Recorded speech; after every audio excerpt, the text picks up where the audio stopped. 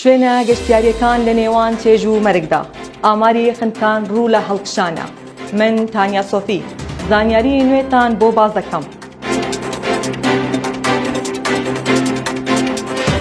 سەرەتای ئەم ساڵەوە تا ئەمڕۆ 7 هاونیشتیمانی لە ڕووبارەکانی ئیدارەی سەربەخۆی سۆران خنکاون.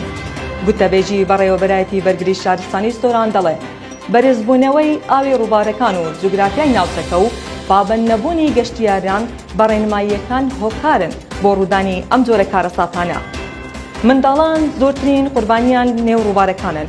لە کۆی 7 قوربانی ئەم ساڵ 5 منداڵن. ڕاید ڕەوەن مەغدی بەزاری کرماندی ڕاگەیان. ئەم ساڵ 7 حاڵەتی خنکان هەیە لە ئیدارەی سەربەخۆی سۆران. 2 منداڵ لە هاوینە هەواری بێخاڵ، کوڕ و باوکێک لە گەڵاڵە و منداڵێکی تر لە ناوپردان و لە گوندی هەنارەی خەلیفانیش هاونیشتیمانیەکی باکووری کوردستان. دەشڵێت یەکێک لەو قوربانیانە کچێکی تەمەن 14 ساڵانە. چارەنووسی لە نێوان خنکان و ونبووندایە و نزیکەی مانگێکە گەڕانی ئاوی وشکانی بۆ دەکەین و تا ئێستا ئەم دۆسیەیە بۆ ئێمە یەکلای نەبووتەوە. جێگەی گومانە لە پاڵ خنکان چەندین کەسی تریش لە خنکان ڕزگار کراون. ڕاید ڕەوەن ئاماژە بەوە دەکات تەنیا لە ماوەی هەفتەی ڕابردوو 4 هاوڵاتی ڕزگار کراون.